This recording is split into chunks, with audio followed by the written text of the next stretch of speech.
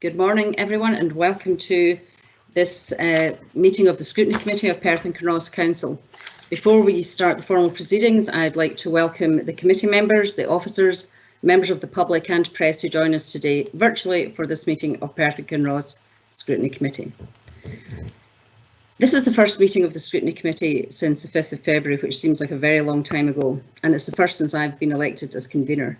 So I want to start by thanking my predecessor, Grant Lang, for his tenure as convener and for his very good ongoing advice and guidance generally, but also in relation to scrutiny.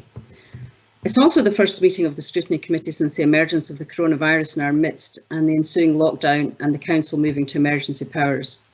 So I also want to take this opportunity to thank the Chief Executive and her management team and all the employees of Perth and Kinross Council and the Health and Social Care Partnership, who I know firsthand have shown remarkable resilience and flexibility to not only maintain essential services, but to also establish and support additional services required to support those most affected by lockdown and the effects of coronavirus and COVID-19. Generally, when I think of emergency powers, I envisage an immediate and short-term crisis. But it is clear that the current situation and its consequences will be a much longer-term situation that will have an ongoing impact, requiring new ways of working and delivery of public services, a new normal, if you want, underpinned by the Perth offer. At the Council meeting of the 1st of June 2020, the role of elected members was recognised and that recovery and renewal processes will require their full engagement. So as we quantify the operational financial impact of the coronavirus pandemic and develop and design our route map out of this situation, it is imperative that effective governance, scrutiny and oversight is established. And the Scrutiny Committee will have a critical role in this. I've already received requests from elected members, both individually and as groups, for this Scrutiny Committee to examine a number of areas of concern, including to launch an inquiry into the circumstances surrounding the Abernight school closure decision. And I will be seeking to include these in the forward plan for this committee as soon as possible. I look forward to working in a collegiate manner with members of this committee and with the officers in what is probably the most challenging of times any of us have ever faced. So now we can move on to the substantive part of the business, if we may. And if I can ask Danny to take a roll call, please.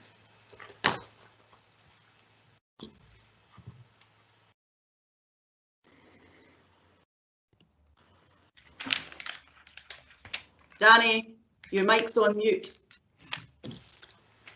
My apologies. That'll embarrassing. Thank you, Convener. So just as when I call your name out, members, if you can just let me know whether you're here. Councillor Hearn. Present. We've got apologies from Councillor Barnacle. Councillor Coates. That's it. Councillor Illingworth. Present. Thank you. Councillor Jarvis. Here. Councillor Lang. Present. Convener, no, you're present yourself. Councillor McEwen.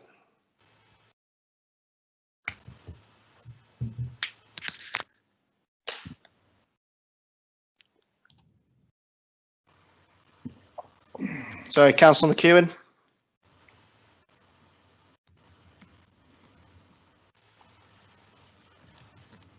Okay, I'll move on. Got apologies from Councillor Parrott. Councillor Purvis. Present. Further apology from Councillor Reid. Councillor Sarwar. Present. Councillor Stewart. Present. Okay. And we've got Councillor Donaldson substituting. So you present, Councillor Donaldson. Present, and I'm substituting for Councillor Parrott.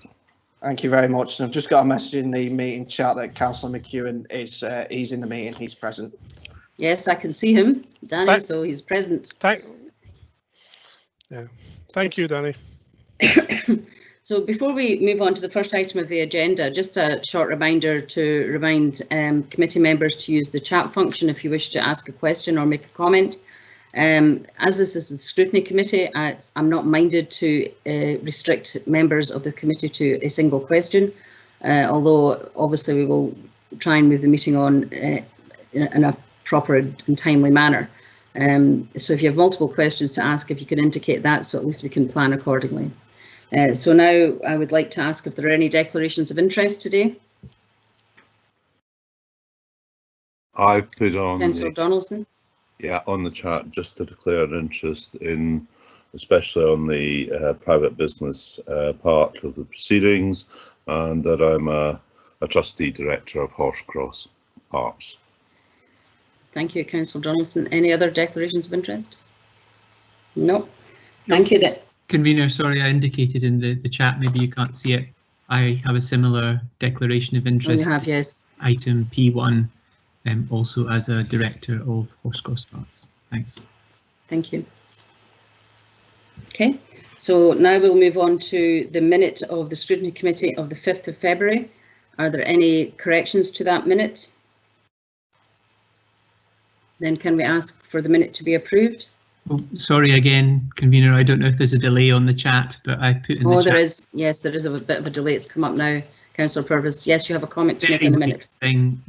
I wasn't at that meeting, and I am noted in the apologies, but I am also noted as being present, and I have yet to learn the art of being in two places in one time. So, thanks. Well, if you find out how to do it, please let us know. Are there any other comments or corrections to the minute? In that case, can I ask the committee to approve the minute? Approved. Agreed. Thank you very much. So the fourth item on the agenda is the annual governance statement, and I would call upon Lisa Simpson to speak to the report, please. Thank you, Convener. Good morning, councillors. Before you is the annual governance statement, which, as you'll be aware, has to be attached to the annual accounts obviously on a yearly basis. This actually is our assurance to elected members and members of the public that our system of internal controls and our governance framework is fit for purpose. You will see it's quite detailed. We clearly had to amend the process for that in conjunction with our external auditors, KPMG, to take account of the fact that we were not operating as usual in terms of the preparation of the annual governance statement. However, I'm hoping that you'll take assurance from the fact that most of the routine checks and balances and the detailed checks and balances that we previously carry out to prepare the statement, we did in fact manage to do most of that. Most of the differences around that would be around the actual physical signing of certificates, etc. You can see that we took all of the technical and professional leads in the governance areas have all given specific assurance around the particular controls that they have direct operational responsibility for or strategic responsibility for. Services have done an assessment of their framework and operations to date. In light of advice from KPMG, we also reviewed what our emergency operational framework was to provide assurance around that. That is also contained within the statement, and I'm happy to report that in our professional opinion, the governance framework is fit for purpose. I'm happy to take any questions.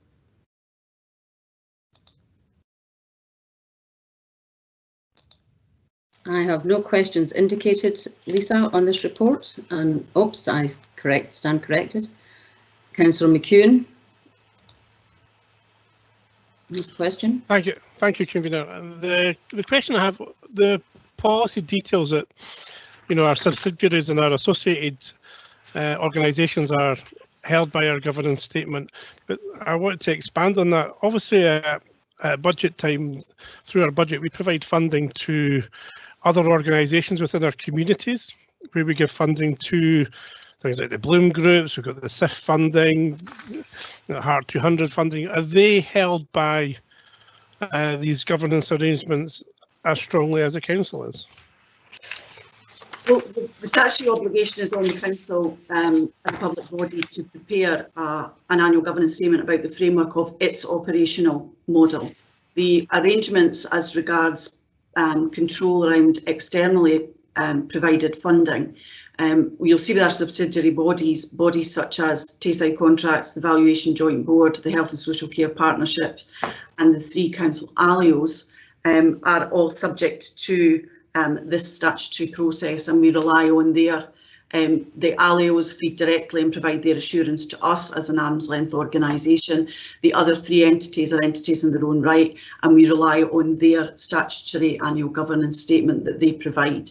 In terms of routine grant funding, the provisions in the governance framework for that will be as set out in any details of the grant, and that's a specific operational matter between the council, and it is covered, and the safeguards are covered by the grant and contractual arrangements. Thank you. Thank you. Thank you, Councillor McEwen. And now I'd call Councillor Donaldson. Thank you. Could I turn to page 15, corporate workforce plan? First of all, I think Karen Donaldson's here, and she probably is the person to answer this. I think it's just to confirm that there's going to be a substantive review of that plan presented to councillors before the end of this year. I'd just like confirmation on that.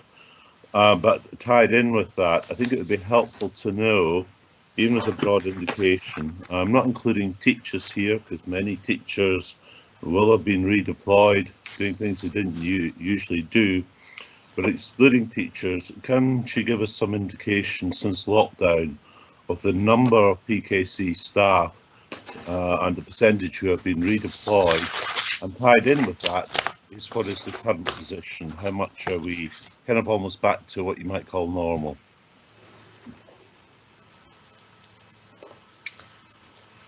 Councillor Donaldson, I'm happy to answer your question.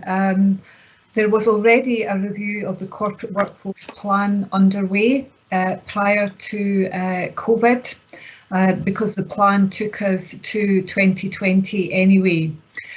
However, as you would imagine, the events of the last 5 months have led us to believe that we do need a much more fundamental review of our corporate workforce plan, which will be in line with the development of the Perth and Kinross offer. Our workforce requirements fall out of our strategic priorities and operational requirements, and as we look to change the Perth and Kinross offer, then so too will we look at our future workforce requirements. At this point in time, I am not certain that the plan would be substantially revised by the year end, but I can give you an assurance that it will be brought forward to the council for review and decision at the earliest opportunity, in line with the development of the Perth and Kinross offer. In terms of your second question, Councillor Donaldson, about the extent of redeployment, I think it would be fair to say that it is not only teachers who were redeployed to other work. That has been an expansive piece of work across the whole organisation in targeting employees to deliver our 18 essential services. These were the services that the Gold Command determined were essential for well-being and providing critical services to our communities across Perth and Kinross. And therefore, staff have either been working in their substantive role, or they have been moved from their substantive role to support delivery of these 18 essential services. How that worked in practice, Councillor Donaldson, was that executive directors had the ability to direct resources under their own, within their own service to areas of need. And in addition to that, we had a corporate process in place whereby we identified staff who were not linked to essential services and were therefore available for redeployment. And we had a list of requirements, and we had a corporate process underway whereby we targeted approach staff and redirected them to areas of need. Now, the corporate process, I think the numbers that were deployed through the corporate process was heading on towards 500, 600 staff. but that's not the true extent of the number of staff who were retasked, because as I said earlier, executive directors had the ability to do that for staff that were under their control. Over the last month, we have seen staff return to take on what would be regarded as their substantive roles, and many of these are actually supporting the recovery and renewal work that is underway in order to best support our communities and to develop the plans that we will be required to help that recovery for people, businesses, etc. across Perth and Kinross. I don't have a current snapshot picture about the number of people who remain redeployed, but it is significantly less than it was at the outset when we were running the children's activity centres, for example, which saw significant numbers of teachers and other staff across education and children's services supporting their delivery. But I'm happy to, after the meeting this morning, Councillor Donaldson, I'm happy to contact colleagues to provide that snapshot of the number of staff, or a best estimate of the number of staff who are currently retasked. But there are still people who are not doing what would be regarded as a day job. Could I just follow up?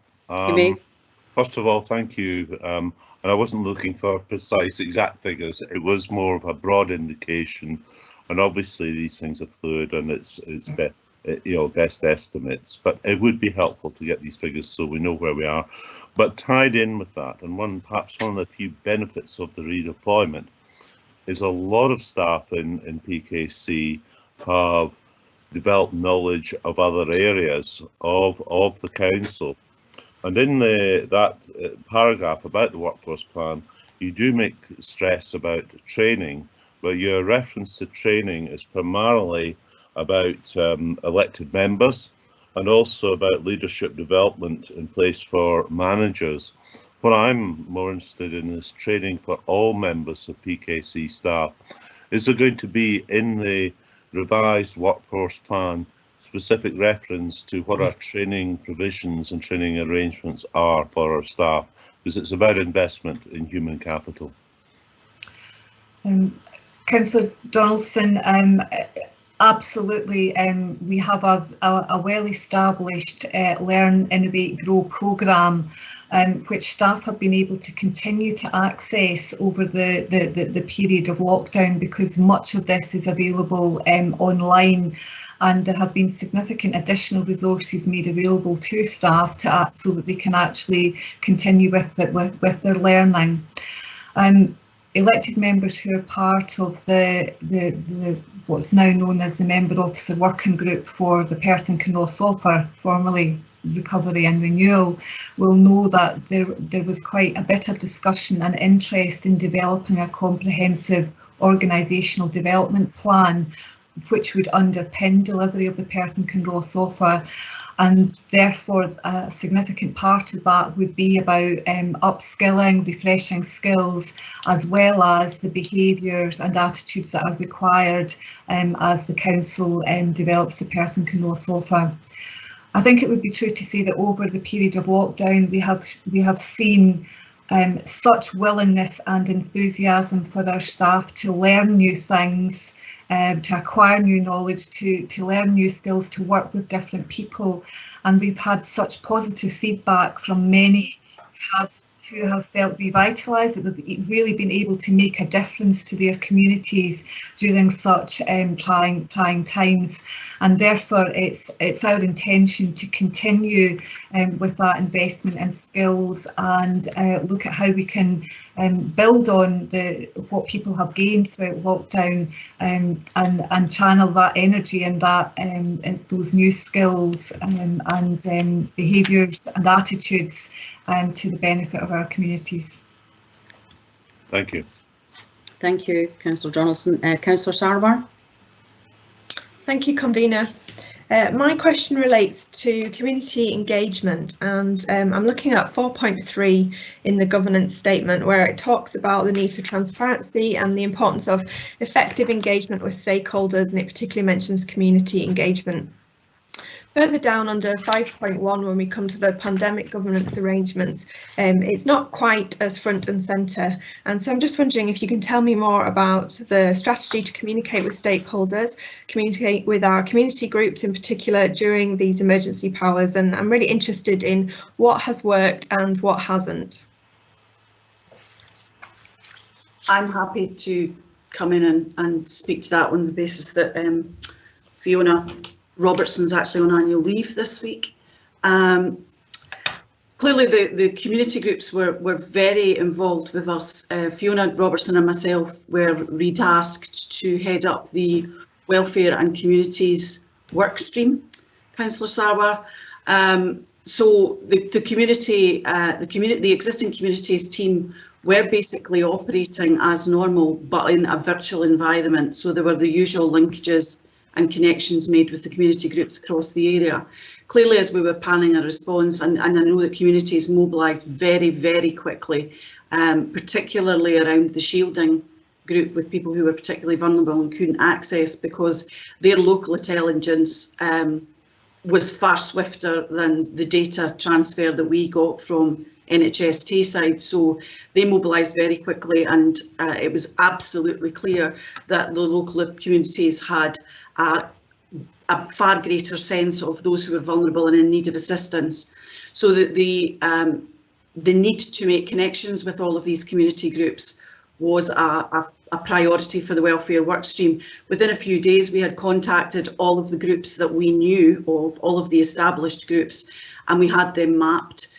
We created a database for volunteers to register, and we appreciated that they may have been registered with a number of other people, but one of the benefits of registering through our portal was that we were able to map them geographically, so that we could map need when we were responding to requests for assistance through the community support helpline.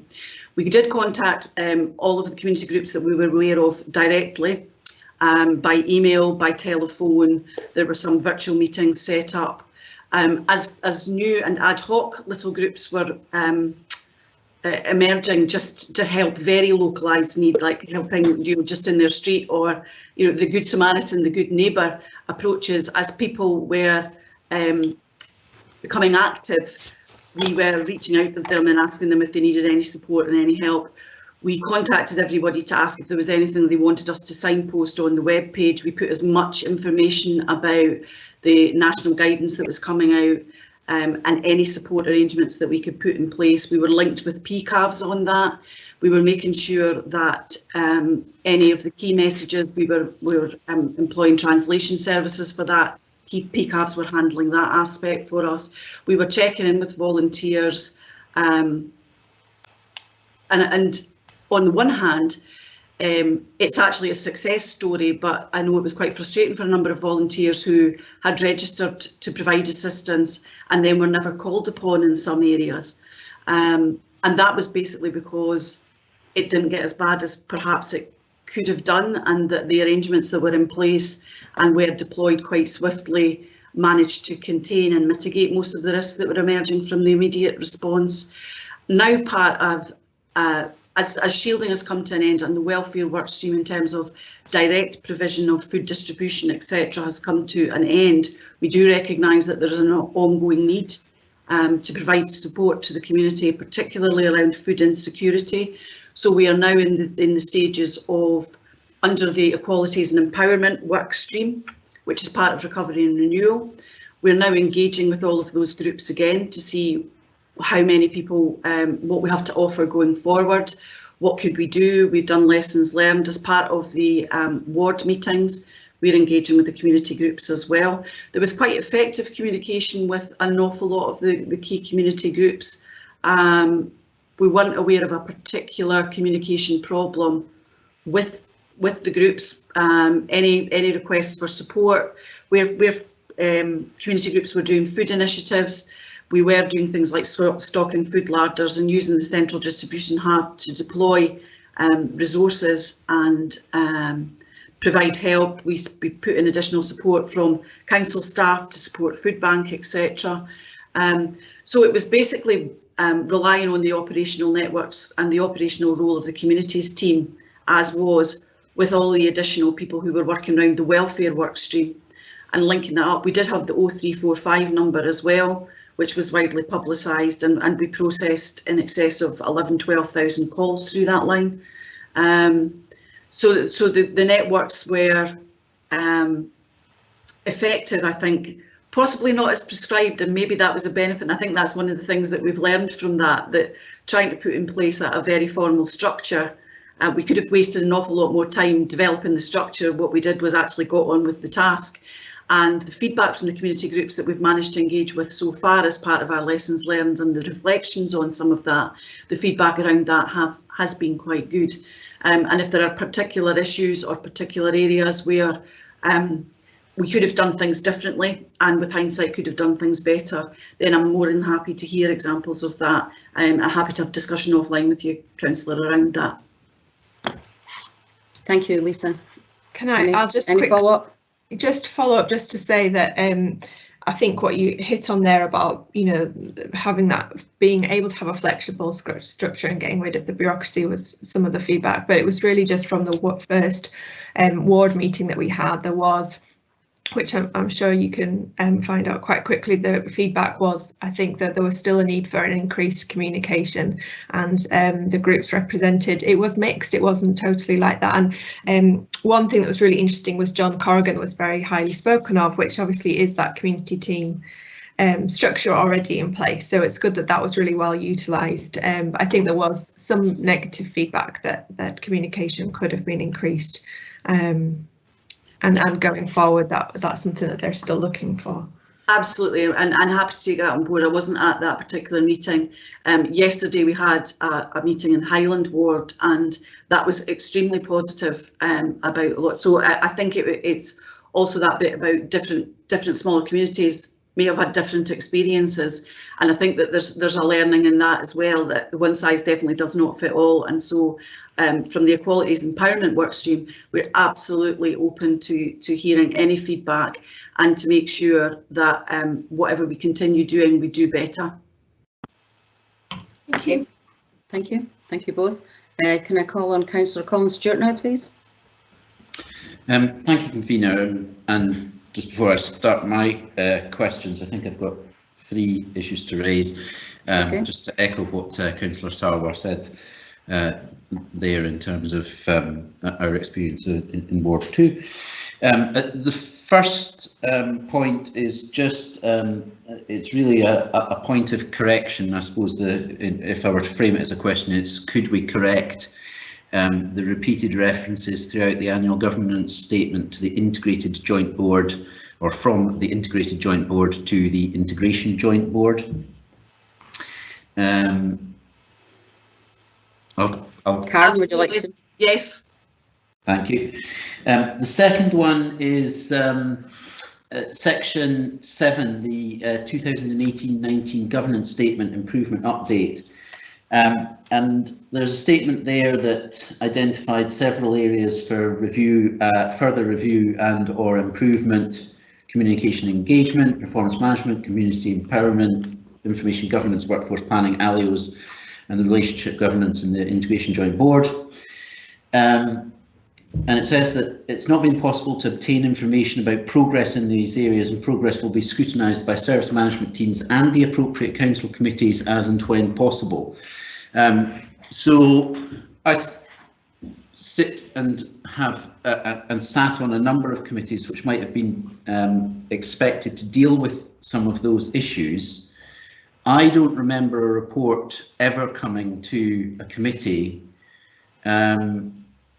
which specifically said that this report deals with an area of where a requirement for improvement was identified.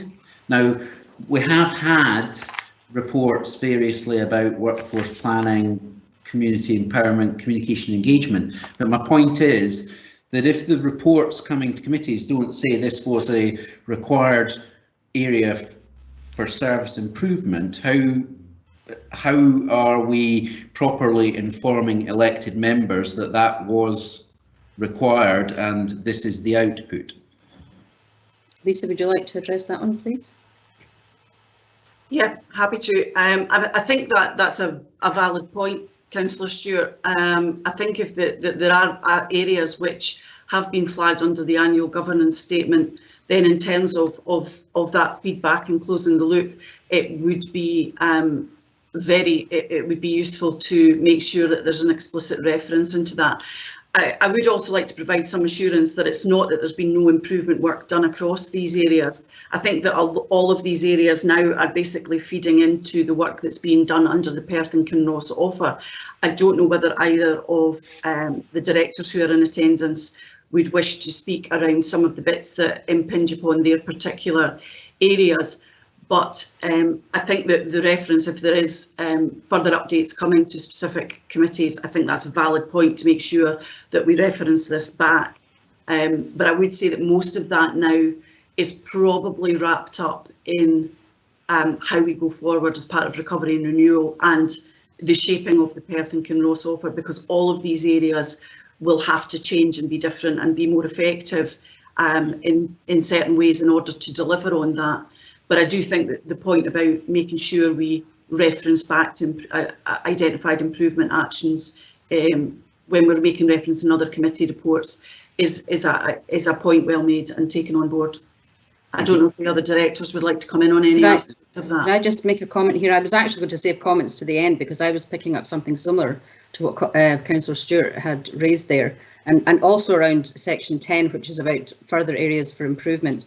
And perhaps that's the sort of thing where scrutiny should have oversight of what's happening across the council as a whole to make sure that those types of items are picked up collectively, that nothing's falling behind. And it goes towards my opening remarks about the role of scrutiny going forward. So I think we'll talk about that and see how we can accommodate some of that in the forward plan for scrutiny going forward. Yeah, and I would very much see that as being a role for scrutiny. And we also need to look at what the role of scrutiny and also audit will be in terms of the development and the delivery of the offer as well, and where the scrutiny function fits into that. Totally agree, Lisa. Yeah, thank you. And I think part of the difficulty in not being able to give you something that's perhaps a bit more concrete is symptomatic of where we actually are in the development of the offer and where we are in terms of recovery and renewal. And that will be very much an iterative process that will continue to be refined, I think, not just even in the coming year, but over in the next 2 and 3 years. Yes, I do understand that, and as we move to more agile working, there will be iterative, improvements as we go along, particularly for officers. But nevertheless, I welcome your agreement that this sort of improvement programme, which is cross committee and cross council, should really have some oversight from scrutiny going forward. Thank you. Would any of the directors like to respond to the questions from Councillor Stewart?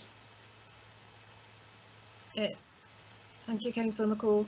I was just going to give an indication as to how we deal with this within Education and Children's Services, which might help to answer the question, but also just to pick up on Lisa's point about referencing the source of any improvement, I think is important.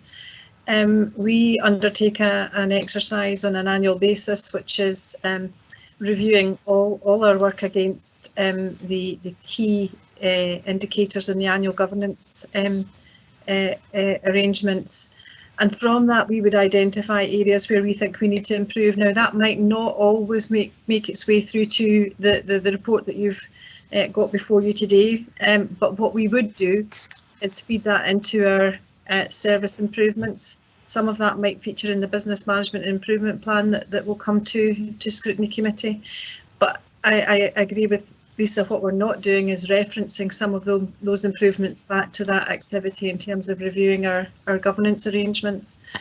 So that probably gives you a description of the cycle that we go through on an annual basis and how that feeds into our continuous improvement. Does that help answer your question, Councillor Stewart? Thank you. Thank you, Jackie. And Barbara Renton, you were... Yes. Thank you, Barbara. Thank you, Convener. Again, I'm happy to endorse both the comments, as Jackie's outlined in terms of our improvement process within housing and environment. Can't hear you, Barbara. mentioned. My mic is on. I can hear you now. Right, no, my mic was on. I'm maybe just sitting a bit too far away.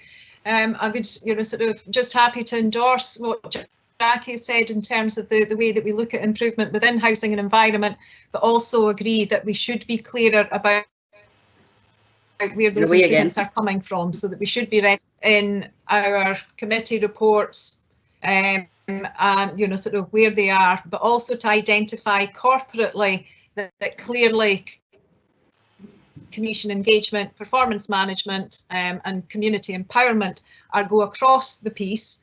And sort of the communication engagement and community empowerment elements are very, very much part of the offer approach and the improvements that we want and will be making, working with our communities and with you as elected members to deliver and take forward the offer.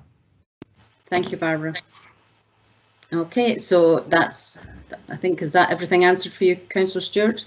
No, I think those answers and the comments that you provided, convener, are quite reassuring. I did have another question, but I've taken up quite a lot of time, so I'm happy to either come back in or leave it as a comment. Well, we have one other question from Councillor Ling, so if I may bring him in and then maybe come back to you, Councillor Stewart. That's fine. Is that okay? Thank you. Councillor Ling. Oh, thanks, convener. It was just for clarity. 2.4 talks about the ALIOs, etc., and providing their annual governance statement that we cover it.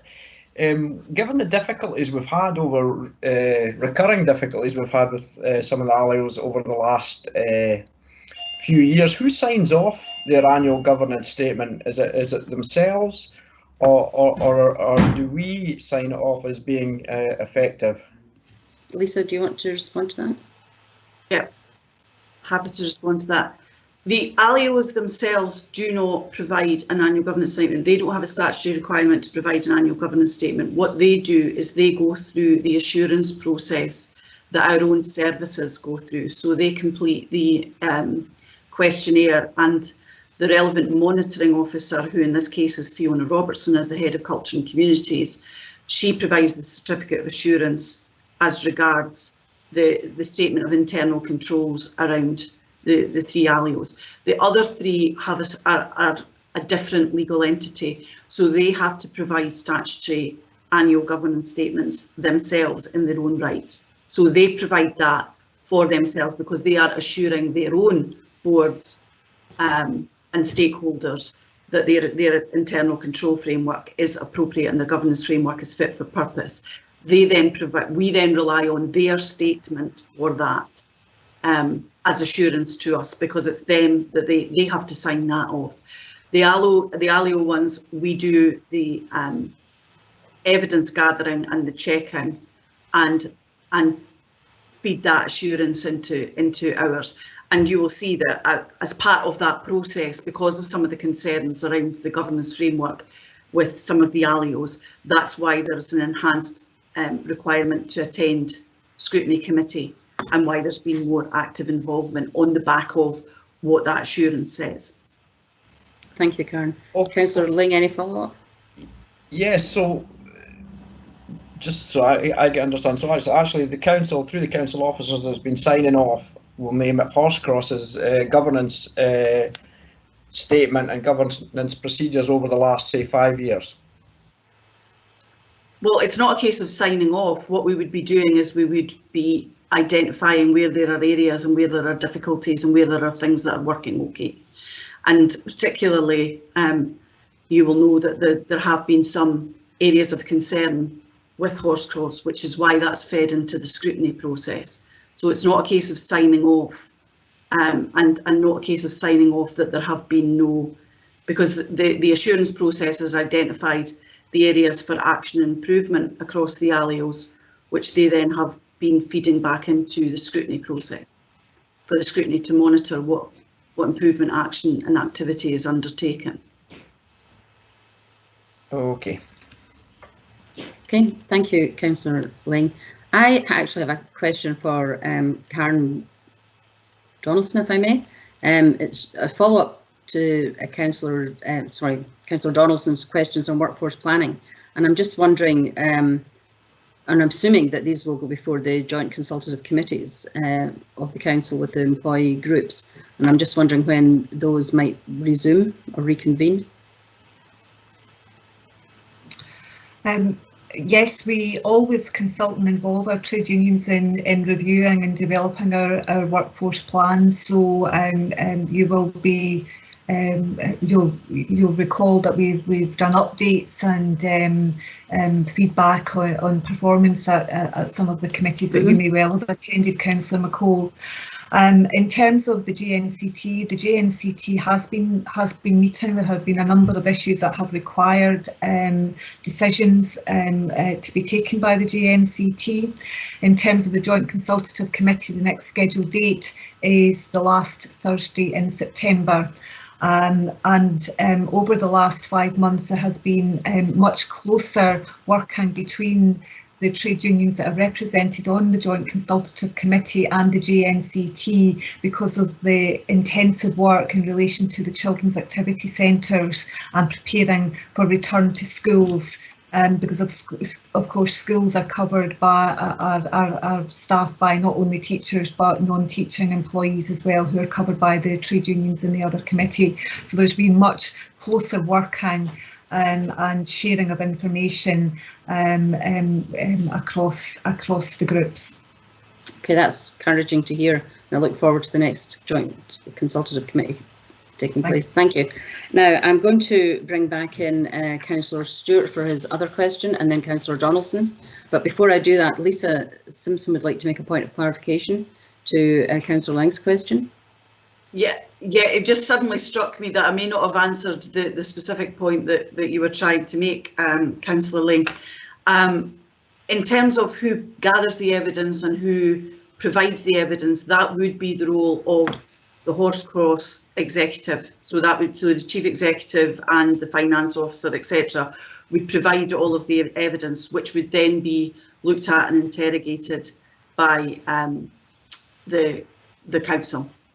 And the council would then give feedback on that as to what the areas of improvement might be. And in the particular instance of Horsecross, there was quite extensive feedback on where some of the areas for improvement might be. And as we know, well, you will know from your tenure as the convener of Scrutiny over the last 18 months, there's been quite a lot of activity and quite targeted improvement activity around Horsecross. Thank you. Councillor Lang. Councillor Lang, you're on mute. Some might say that's a good thing. Maybe you want me on mute, but no, actually it's praise. That's the point I was trying to make, that the information was coming basically from Horsecross to the monitoring officer for that, and then they're feeding back and looking for improvements. And I know that the officer Fiona Robertson has spent an enormous amount of time feeding back and trying to improve it, and that was the point I was trying to make, rather than I was trying to be constructive rather than destructive. So thanks for that. I didn't take it as being destructive, but I actually thought you were talking about the requirement to produce an annual governance statement, and I conflated two issues, so I thought I'd better clarify. Thank you. Thank you. So we'll take Councillor Stewart for his final question, then Councillor Donaldson, and then after that I'll open up for comments. Councillor Stewart. Thank you, convener.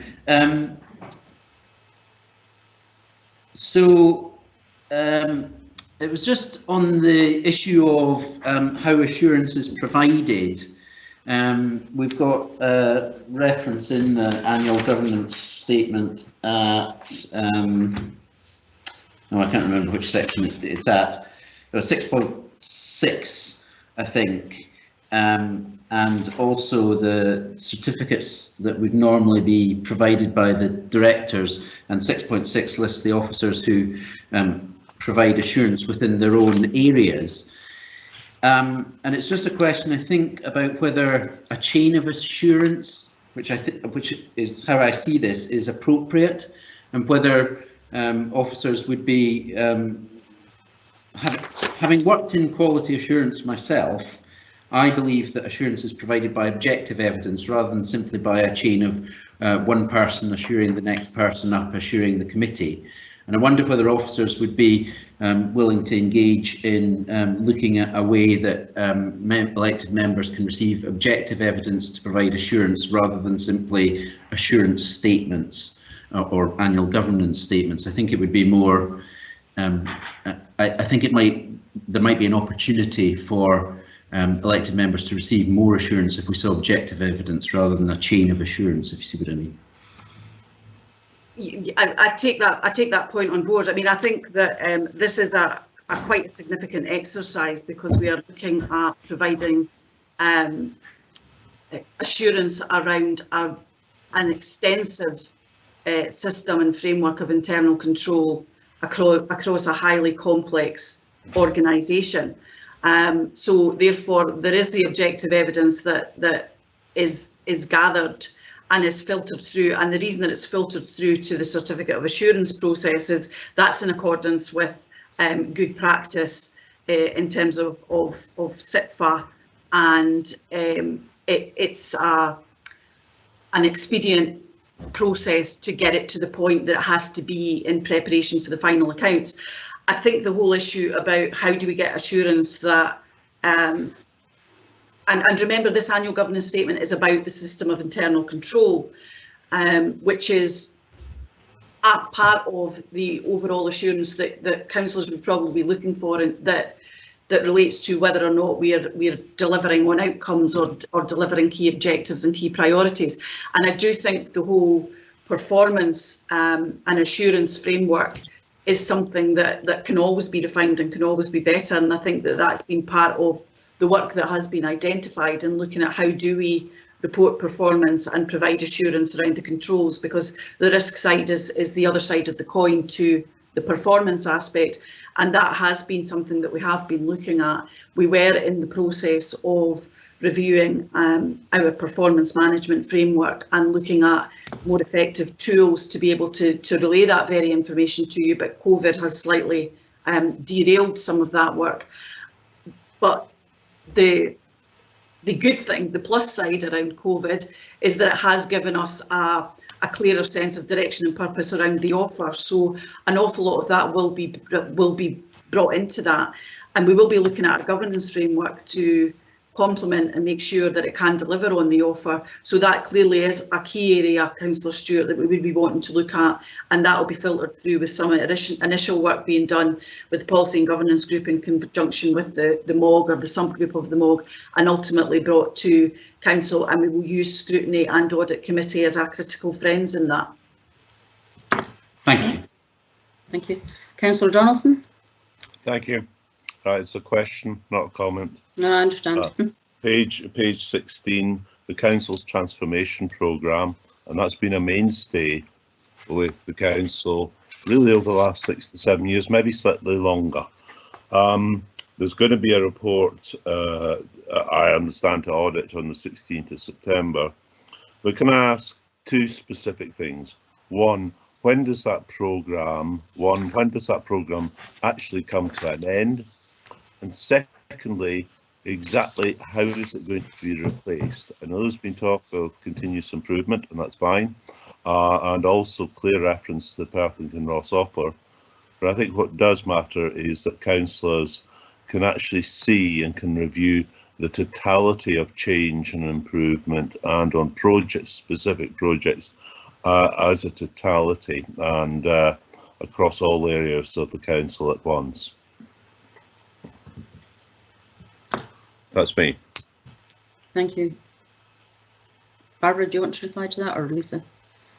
I'm happy to start a reply. Can people hear me? Yes. No. Good. I'm now shouting. The transformation programme, Councillor Donaldson, I think that this has been raised at Council or SPNR before, and we are, as the Chief Executive has already said, she believes that it is about continuous improvement. Now, the current transformation programme is coming to an end. It was a significant programme. We have undertaken a huge amount of work. If we consider, for example, in my area, my service area, you know, sort of our approach to home first, for example, and the work that's been undertaken to change the way that we deal with our homelessness service and putting our homeless people at the centre of all of that, but while saving huge amounts of money for the council as well.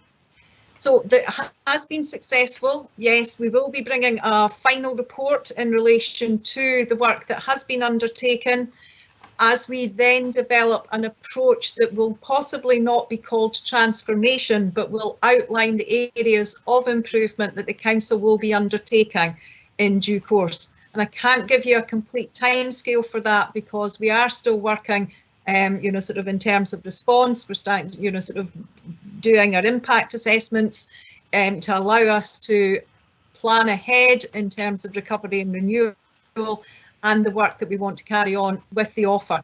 And if you take all of those things all together, we need a little bit of time, as the reports to council on the offer have indicated, but hopefully by sort of the October, possibly December, we will be looking at what that transformation continuous improvement programme will start to look like. Thank you. Okay, Thank you. Thank you, Barbara. Lisa, do you have any comments to make on that?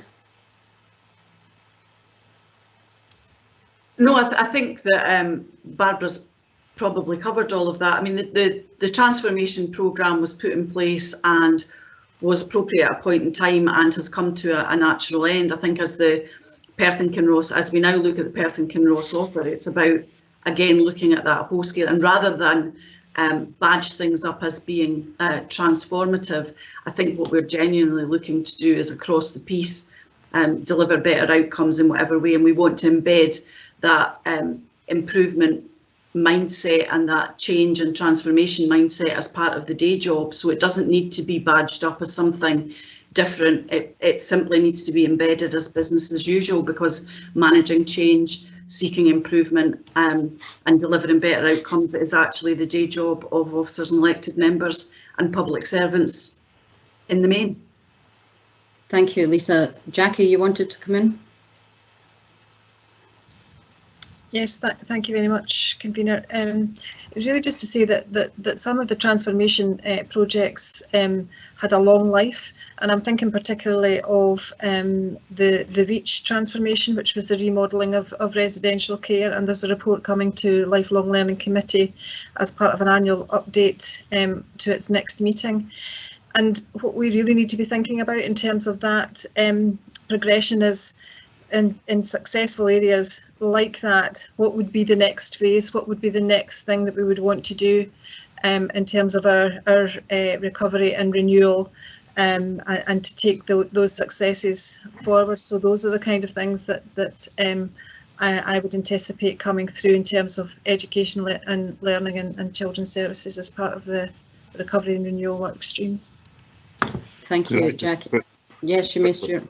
Just quickly add, first of all, thanks for all three responses. I appreciate that. There's no doubt in my mind that the transformation programme has achieved a great deal. I'm glad to hear that there is possibly a new form, a new mechanism going to come in. But I think it's key that we can actually see things as a totality, not just area by area, but we can get, as councillors, an overview of change and improvements within the organisation. That's me. Thank you, Councillor Donaldson.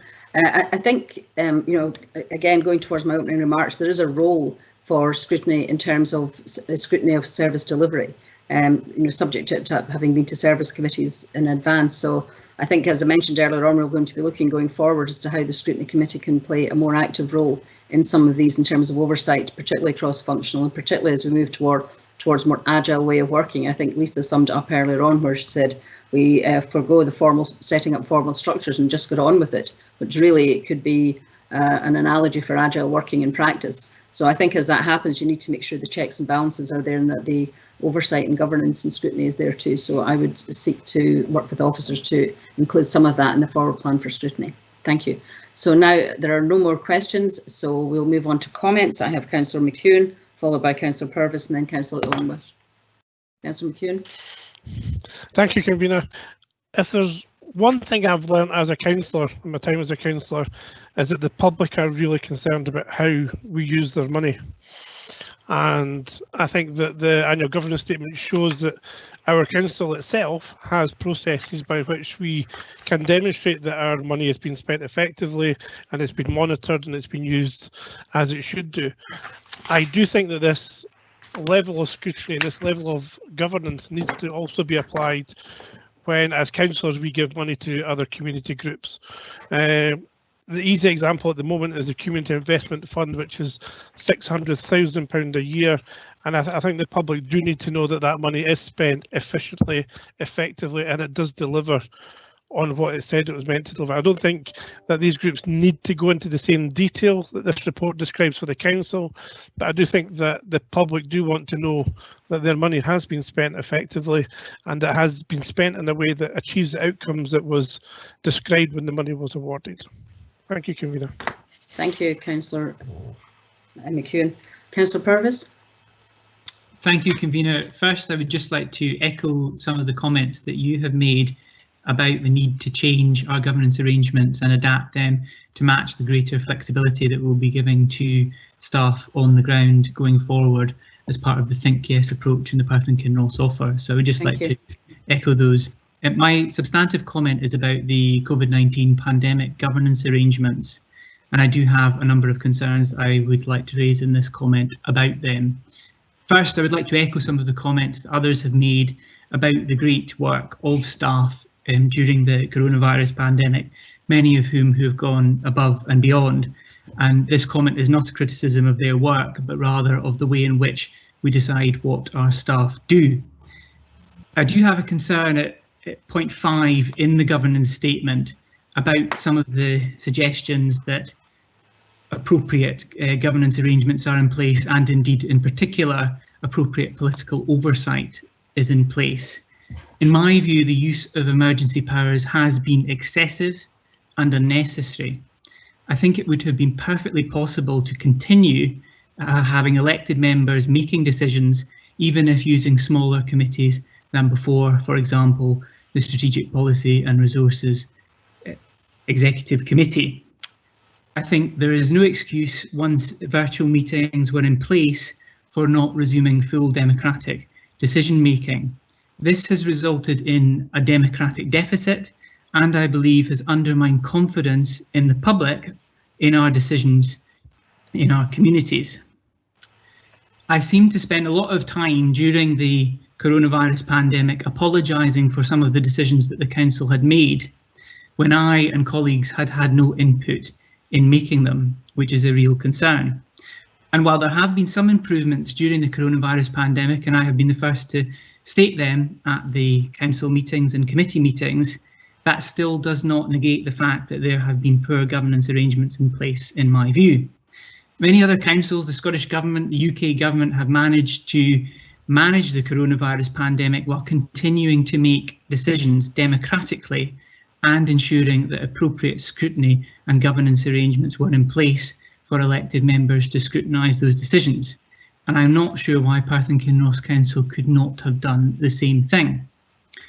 So in conclusion, very briefly, in my view, I do not think that effective governance arrangements have been put in place, and would be grateful if other members are not minded to agree with me on this particular point, that my concerns could be noted in the minute. Thank you. Thank you, Councillor Purvis. And the final comment is from Councillor Illingworth. Yep, thank you, Convener. I think this is a good annual government statement. Congratulations to everybody involved in it. I think it will be resilient and it will give us confidence when it comes round to looking at the external view of the account. So thank you for that. Thank you, Councillor Illingworth. Thank you everyone for your questions and your comments. There are some very valid questions and some interesting comments, so I think we'll take all of those on board and see where and how this committee in particular might have a role to play in addressing some of those questions raised and comments made going forward. But for now, can I ask the committee to note the report, please?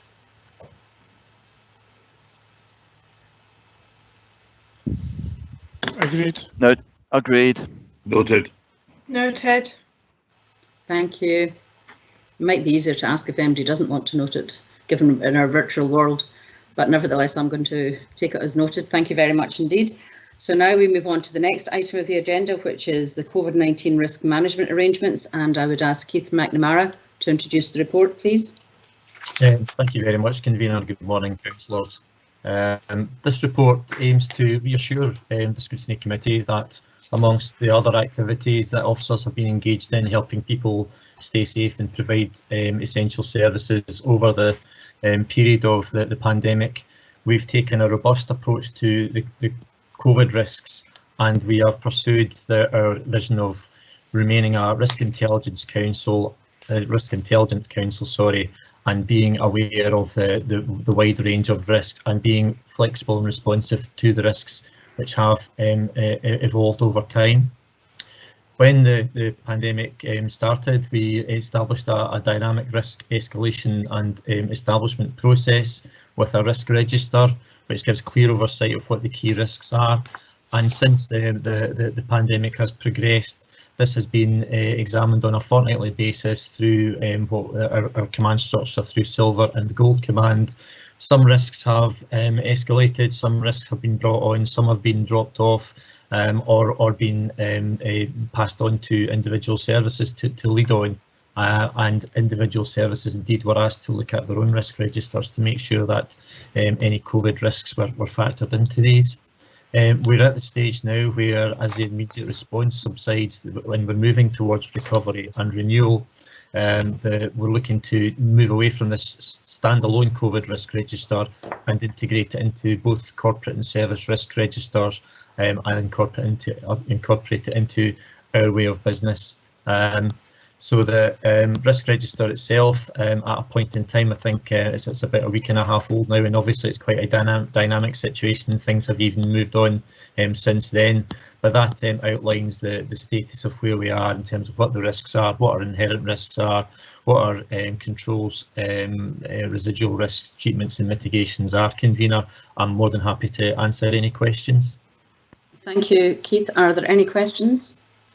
No.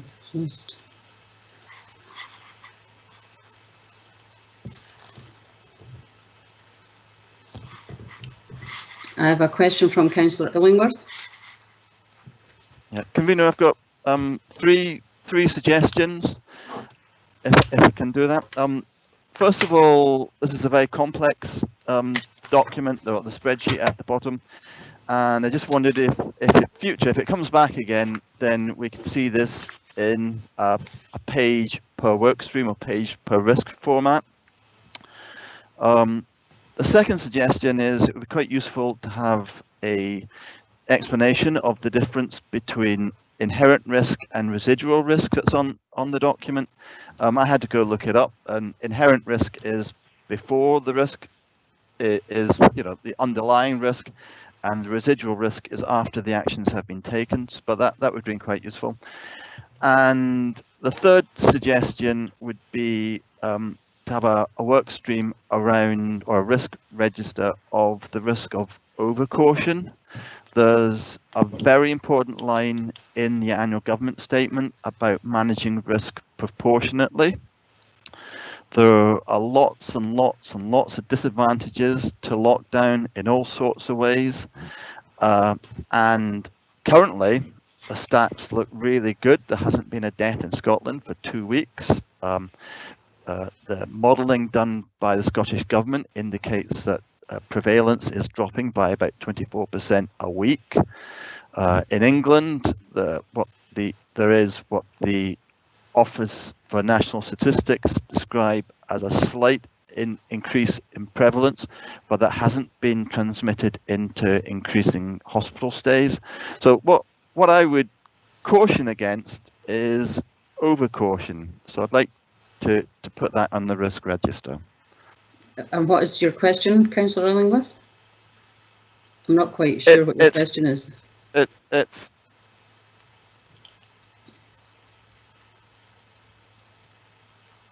Councillor Illingworth? Oh, excuse me.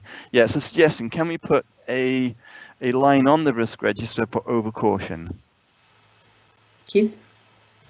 If I can maybe turn to Councillor Illingworth's first 2 points, absolutely, Councillor Illingworth, you very kindly contacted me about the format, and if we do come back again, I appreciate the complexity of the document because it is a complex subject, so we're happy to take that into account, and also take into account your comments around inherent risk and residual risk. I think the issue around being over cautious is a difficult one because I'm trying to sort of think through the scope in terms of how that looks in relation to the mitigating actions. A lot of the direction that we take is from national and Scottish government around the activities to be taken. So the examples you were cited largely flow from the direction we take from Scottish government, which is something in terms of our risk we don't have that much control over, but I'm happy to have a conversation offline with you around this, Councillor Illingworth, to scope that one out. Right, great. That's very kind of you. Thank you. I'm just going to interject with a comment here because I have already raised also, as well as Councillor Illingworth, about the format and the layout of the document, and I think it would be helpful in future if an ongoing, any further risk register coming forward was much more easily read. Because the current one is quite unwieldy. So I would endorse what Councillor Illingworth said. Thank you. Next is Councillor McEwen. Thank you, Convener. The item regarding sourcing and maintaining PPE supplies, there's a couple of bits of it for clarity more than anything I was looking for. It indicates here that the Council was obtaining PPE supplies through the NHS supply chain and procurement chain. Did we use our own procurement chain on top of this? Was that necessary? Obviously, there's different types of PPE for different things. You know, I was a level 1 frontline worker in the NHS, and I always had the PPE that I needed when I worked.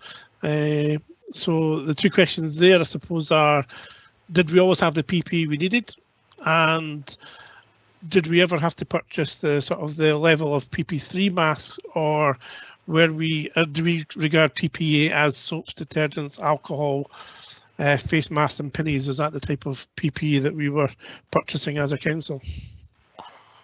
Okay, thanks, Councillor McEwen. Yeah, in terms of supply chain and NHS, that was very early days where, and I think that was at a point at which there was significant national shortages of PPE.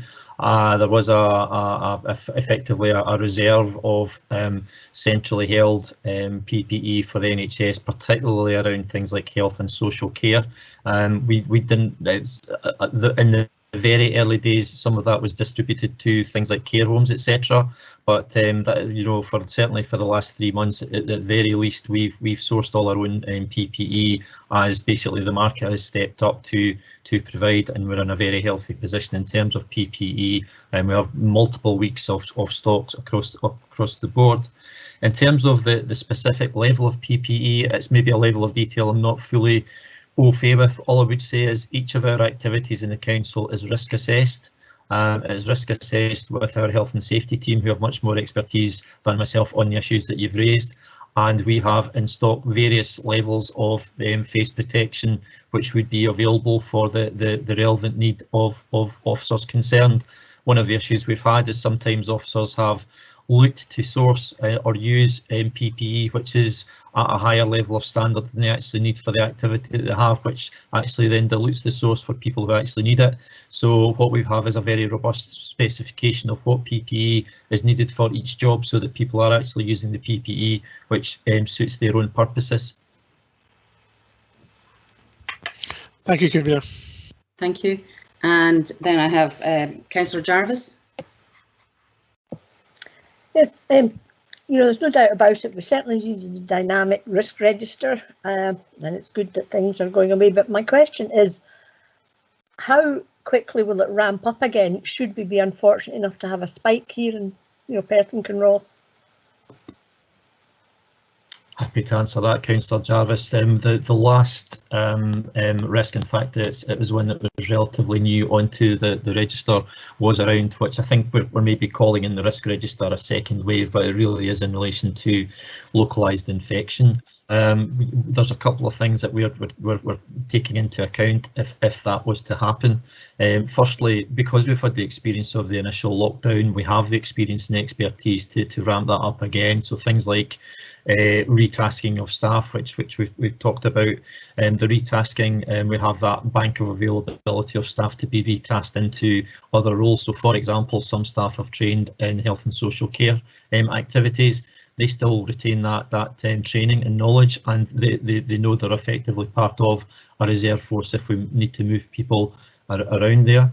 We're also planning in terms of any kind of localised situations. So we are part of what's known as the Local Resilience Partnership, shared across Tayside, and they are modelling how we would collectively work with each other to respond to these types of activities. So and also we're carrying out debriefs of our bronze and silver and indeed gold command arrangements, so we can bring in any learning from that. So we think we're in a strong position to be ready for the potential of any sort of future return to, well, whether it's a wider second wave or whether it's a localised infection that we would need to deal with.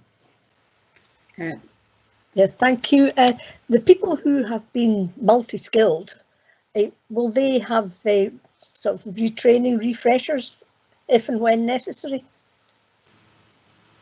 Thanks, Councillor Jarvis. Yeah, absolutely. We want to factor that in, and I know some staff have in the kind of interim period between the initial wave of infection, when we thought there would be much more serious issues than has actually happened. Some staff have been receiving refresher training in that interim period. Thank you very much. Thank you. Lisa, you wanted to come in response to this? Yes, it was just to provide a little bit more assurance to councillors in terms of the welfare response to that. We now have a database that we can maintain for the period under the contingency powers. So we actually have contingency plans in place for a welfare response should there be a spike, a localised lockdown, or indeed a second wave leading to a greater lockdown in terms of food networks, pharmacy, essential support, well-being, welfare checks, etc. So all of that would be ready to go and could be very quickly mobilised. Thank you. Councillor Jarvis, does that answer your questions? Yes, I had muted myself because that's fine. Thank you very much. Thank you. I have one final question from Councillor Ahern to come, and then thereafter I will take comments on this report, please. Councillor Ahern. Thank you, Convener. My question's on the information security risk. And I'm slightly concerned that it's recommended for removal. I mean, we're now moving to the committee structure online, and you've got an inherent risk there from, as you witnessed this morning, access or getting access to it. And there's also the risk of hacking and phishing in terms of the connection that we've got. I just wonder why it's recommended for removal when we're moving into an area where we're going to be more reliant on IT and information security. Councillor Ahern, carry on, Karen. I'm happy to answer that question, and Keith may have some more specific information that's been shared within the Silver Command. Moving the risk to the service risk register is not saying that the risk is removed. It's basically saying that it's going to be managed in a different way. Clearly, all organisations have to be alert with regard to information security and threats, and we are particularly vigilant in that respect, and we're satisfied with the additional arrangements that we've put in place. So there is heightened arrangements in place, and these arrangements are regularly, in fact they are annually reviewed and audited in order to satisfy access to other government networks where we share information and have regular exchanges. So we will remain vigilant in this area. It's not that the risk has gone away. Thank you. Keith, do you have anything else to add? Yeah, Karen's mentioned most of the things I was going to say, and just maybe to follow up on Karen's final point there, the risk register is dynamic, and if a risk re-emerges, then we're more than happy to put it back onto the main risk. But yeah, it's not that it's gone away, it's very much part of the IT services risk arrangements, but it's dealt with at that service level now. Thank you. Councillor Hearn, does that address your question? It does in some respect. It's just that with the more reliance on the IT infrastructure, certainly working from home, and the possible use of people's own devices, if they can't get their council devices to work, it becomes even more important. I would agree with you there, Councillor Hearn, and it's perhaps something we can pick up on offline. Councillor McCall, can I perhaps provide some more clarification and some assurance around that? Part of the issue around the information governance risks in terms of how they were reflected on the COVID register was about how we were going to handle the particularly sensitive information that was going to be transferred between health and the council for the purposes of delivering the emergency response. Now, the technical framework was then put in place for that with a series of complex encryptions, passwords, restricted access, lockdown, etc. So the technical solution around that has been dealt with, and therefore that was the particular issues that we were relating to in terms of the COVID response. The general risk around information governance is clearly one that is held at service level, and the corporate and democratic services being the enablers in the centre actually hold that as a service risk between IT and also between myself and my services in terms of information governance and security.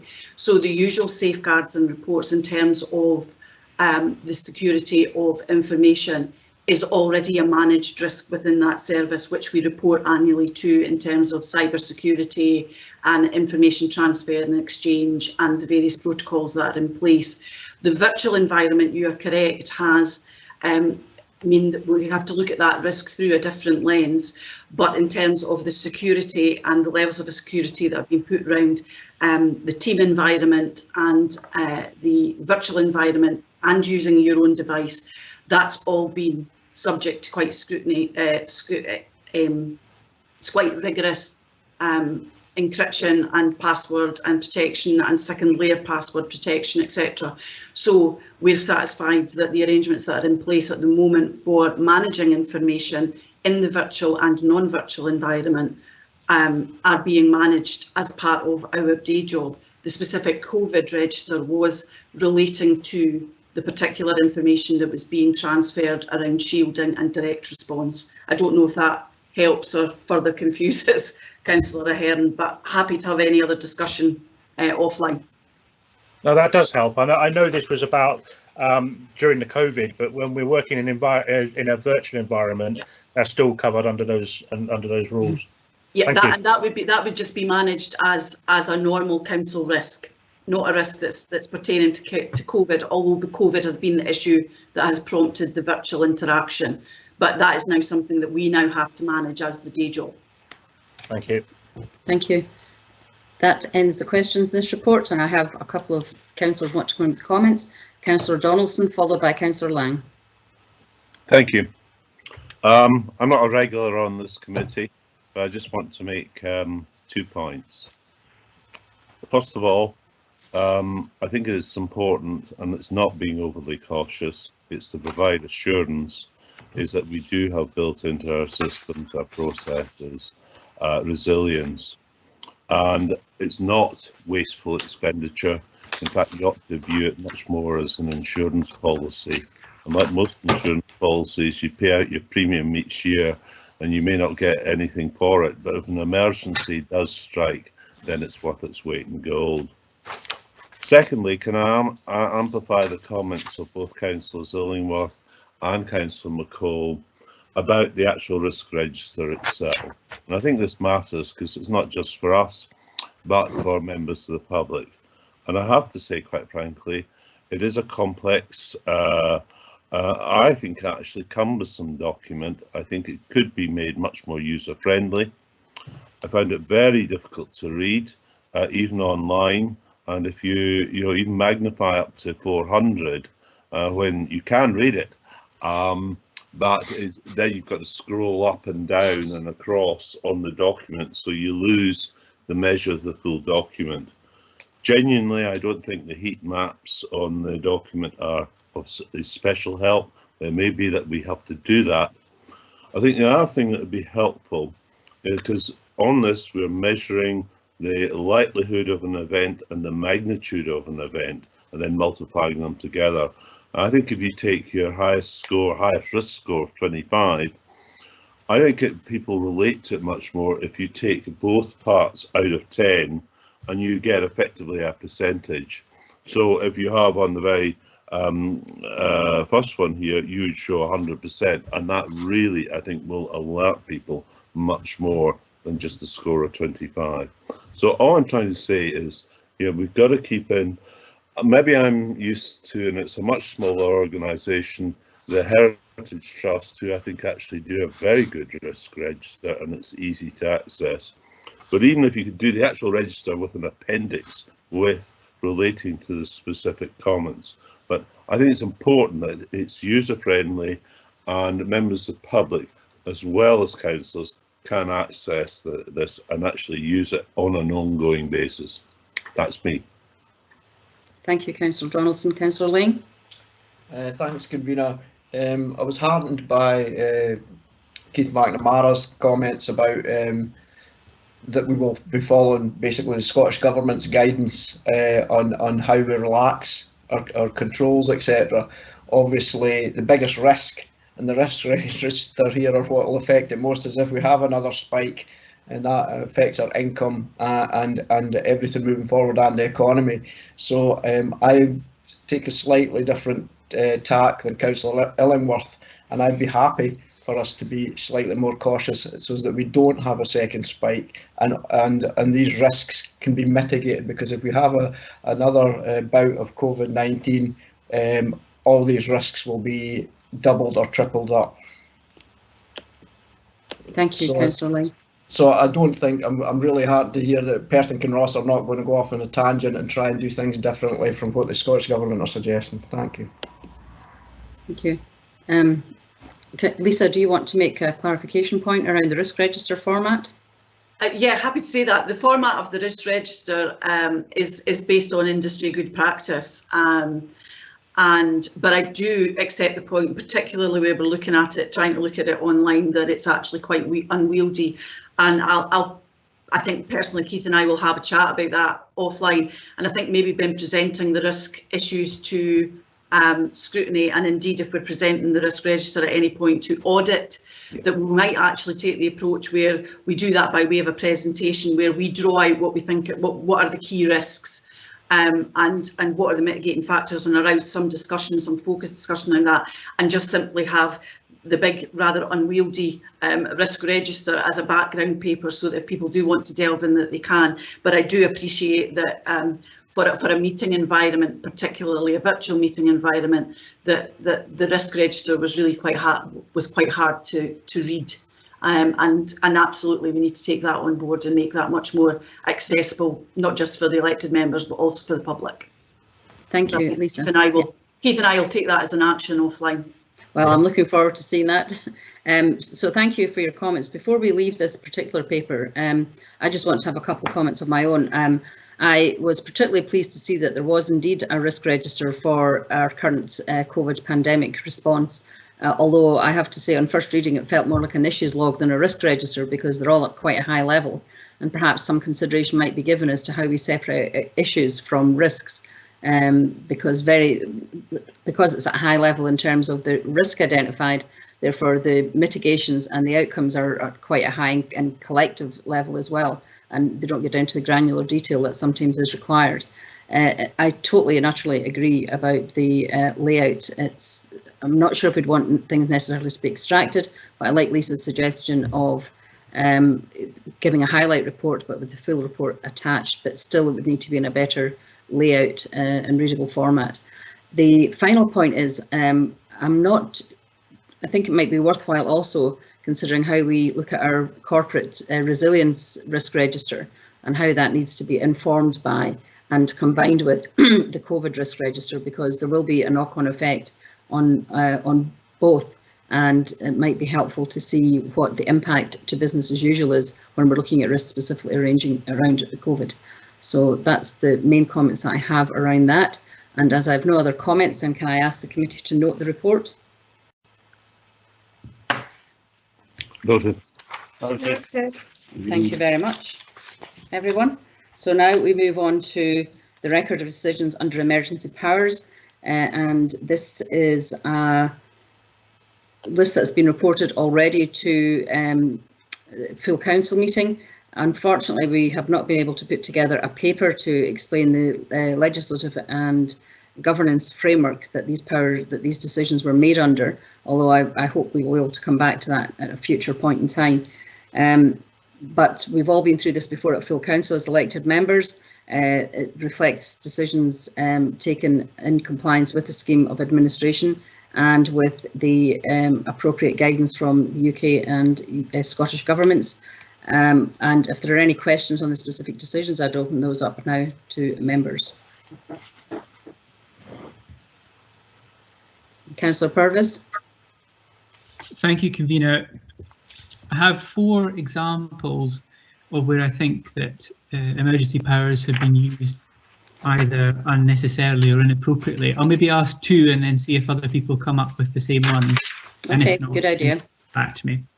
The first one is in relation to the car parking charges and the reinstating of those charges. And I want to be clear here, my point does not relate to the 10% increase, which was a decision of the council, and I accept and acknowledge that, but the decision to reinstate them having been suspended and the possible implications thereof.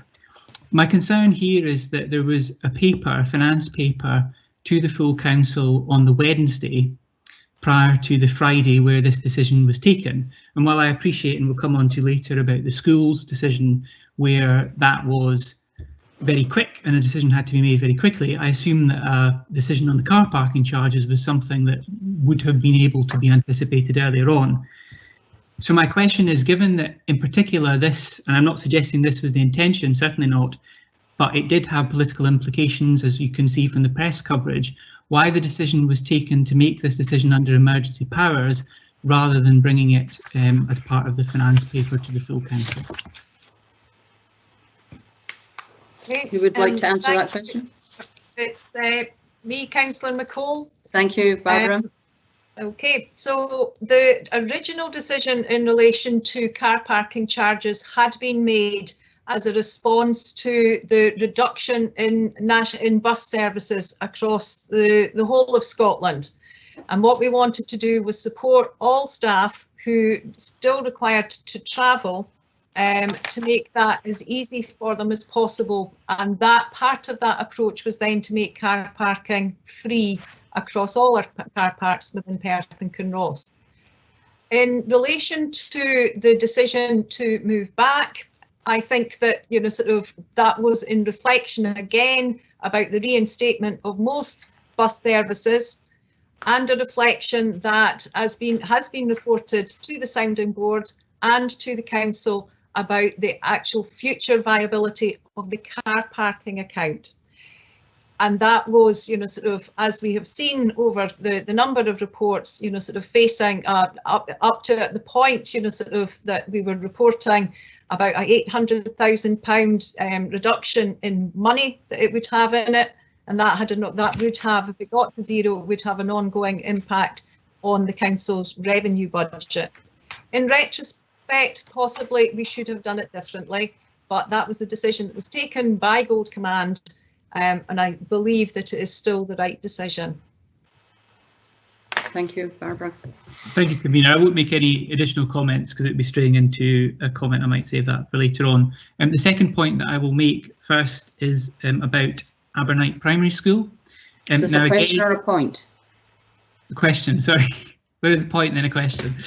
I appreciate again that this decisions on taking legal action or defending legal action are reserved for the head of legal and governance services. My question here is, I suppose the original decision to judicially review the decision to call in the school closure could be, I'm sorry, there's someone at the door, could be justified by saying it's defending council policy. And while I agree with the decision not to appeal the decision of the school closure review panel, my question here is, we've taken a further decision without consulting elected members to not appeal that decision, but that's contrary to the current decision that the council had taken. So I'm just wondering why there is an inconsistency in those two positions, and if perhaps Ms Simpson could clarify the rationale behind those two decisions, please. Lisa or Barbara, do you want to respond to that? A response from Lisa. Well, I have a bit of a difficulty in that I actually don't know the detailed discussions around that, because I've currently been retasked. So I know that Sarah, Roger, in consultation with the executive director of children and families, I can get some detail on that, but I don't have it to hand at the moment. Councillor, I mean, I can give some general advice in terms of every decision that we would take, whether or not to pursue any action, would be taken on a case-by-case basis, and it is not uncommon for us to pursue a certain line because we think it's the right thing to do based on the information that we have at the time, and we make a calculated decision around that as to whether or not there is a point that needs to be tested in court. That point being tested in court in terms of judicial review, my gut feeling around that would be that there was no further merit in further appealing the decision of the review panel, because we have a decision from a senior court that did not go in our favour. As regards the particular nuances and the facts and circumstances of that decision, that particular decision and the particular decision not to then pursue that further, but there would be no point in pursuing a case that we didn't think we legitimately had a reasonable chance of success, even if it was in line with a point of principle or a point of policy. We wouldn't waste public money on that.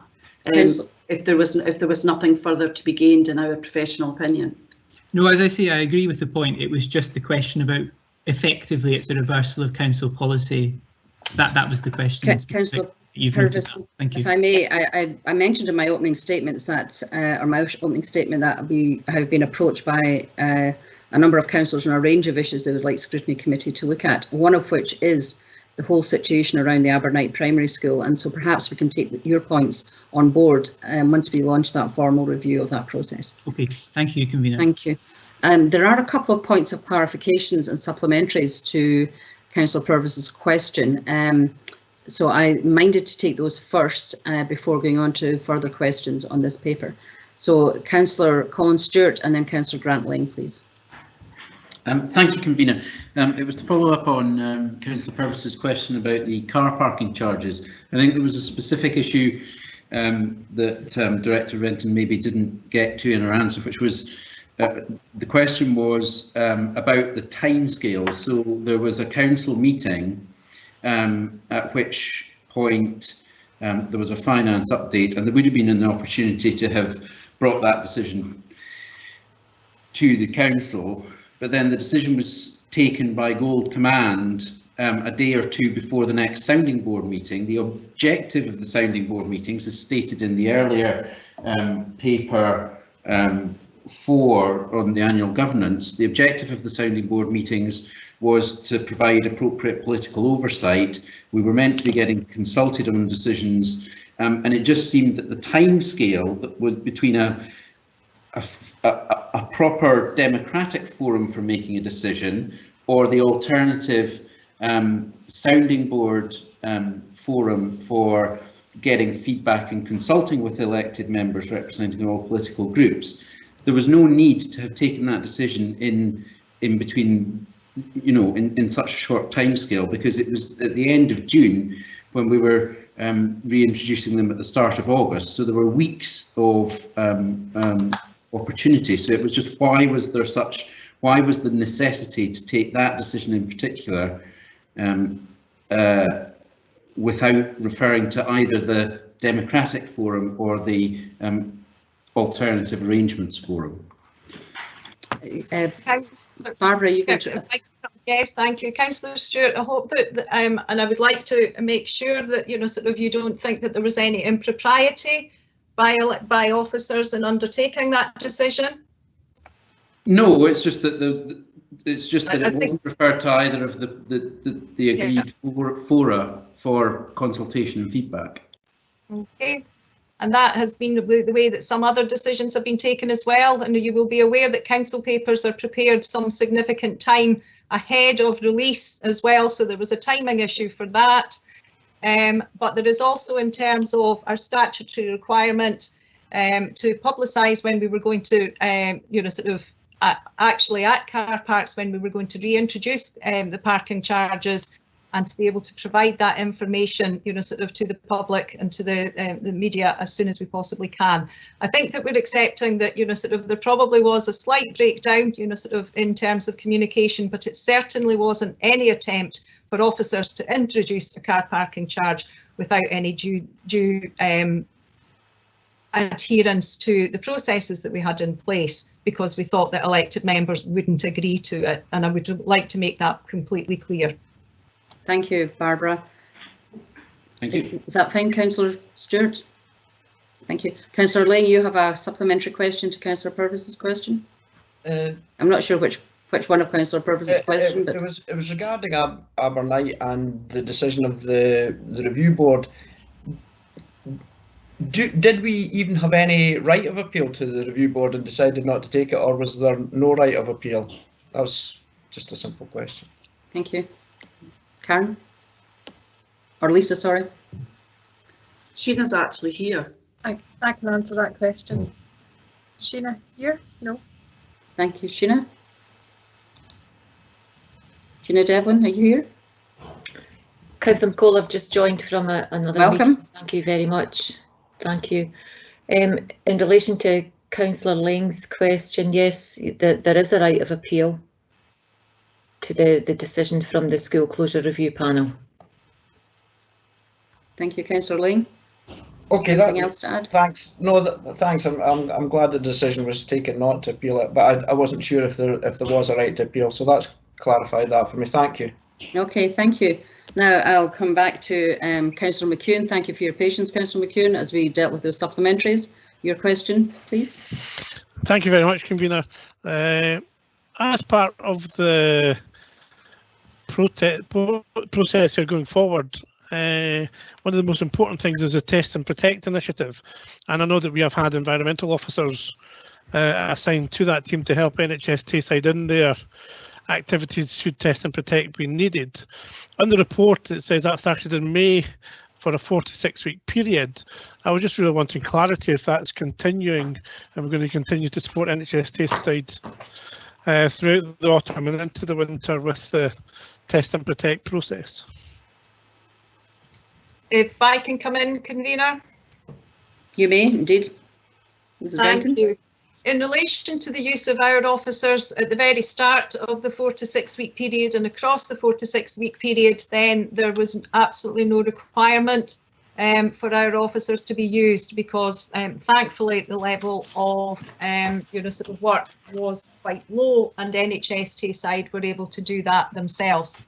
As part of the ongoing response, it is quite clear that sort of when you look at sort of local lockdown procedures, then the work that is done in partnership with NHS colleagues and the environmental health colleagues within other councils has been clear, and that was sort of, and that will be what we would imagine will happen when and if, and hopefully not. I'll start that again. Hopefully it will not happen, but if we are required to go into any kind of local lockdown situation, then it would be a partnership approach, but they weren't used at the time. And it was really there to support as NHS recruited staff for the Test and Protect sort of process. Thank you. Does that answer your question, Councillor McEwen? It does, and it sort of implies that this will be a coordinated approach from both the health sector and from the council going forward with Test and Protect, and how important a role it'll play should we, if we join other cities and the unfortunateness of a spike, which hopefully, of course, we all wish we don't. Thank you. Thank you, Councillor McEwen. Councillor Sarwar, you have a couple of questions. Thank you, Convener. Yes. My first question is on the fly tipping fund, and I'm just wondering how much of the total fund has been allocated to applicants. Unless Keith McNamara has a response to that, then I don't know that, Councillor Sarwar, but we can provide that information to you. Okay, thanks. I would appreciate that. So I'll go on to my second question, if that's okay, Convener.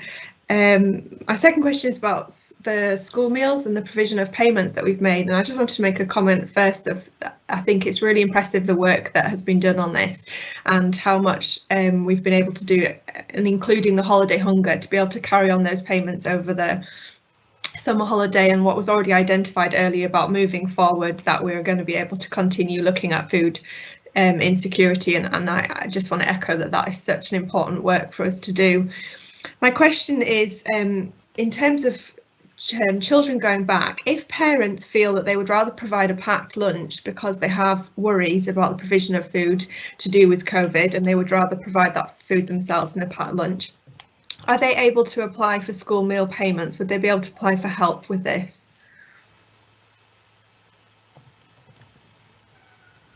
Councillor Sarwar, if I'm understanding your question correctly, anybody who is entitled to a free meal, you're asking if they would prefer a packed lunch to be provided, can they be paid for that? Yeah, that's correct. Is that what you're asking? Perhaps I should explain that the provision of meals for first term across Perth and Kinross, Dundee and Angus will be in the form of a packed bagged lunch. That's what will be provided to young people who will be staying at school for a lunch. So are you asking if somebody prefers not to have that and bring one in from home?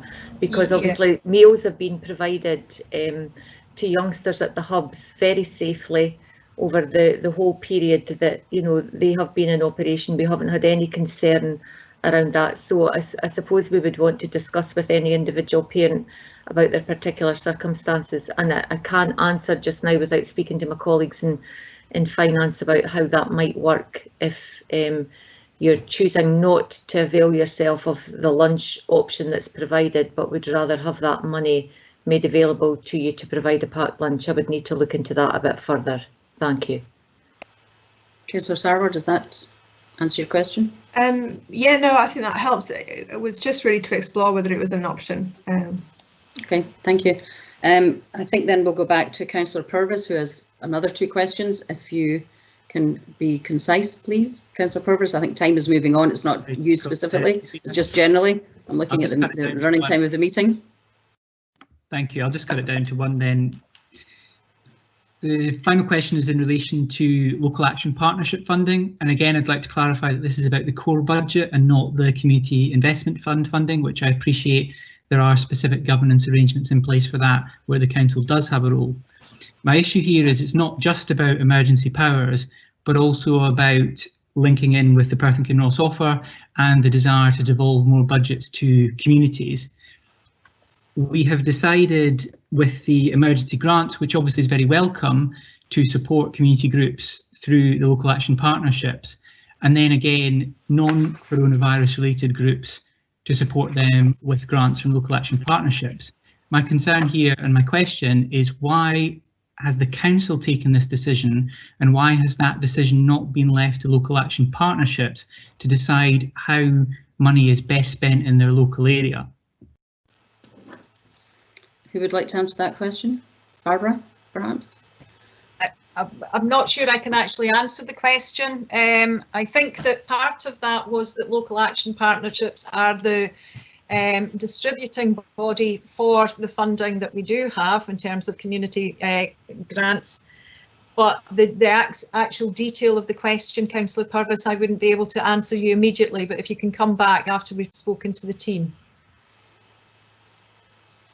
Okay, thank you. If I may make a comment here, I have been approached by other elected members to look into, as convener of Scrutiny, to look into the governance and decision making around the disbursement of funds from local action partnerships and how those decisions were made. So I'd be I'll speak to you separately about that, Councillor Purvis, if you want, because it's something I think for the whole committee to consider as part of our forward plan going forward. Thank you, Convener. Thank you. And Councillor McEwen, you have one quick question, I'm told, and after that I shall take comments, please. Councillor Yes. McEwen. Yeah, thank you, Convener. It's regarding the decision to not pursue outstanding council tax debt. Is this a temporary thing, or are we suggesting we write this? Councillor's going to be asked to consider writing this debt off, or is it we're just delaying it for just now until we're in a better position to chase up these council tax arrears? Councillor McCall, I'm happy to answer that question.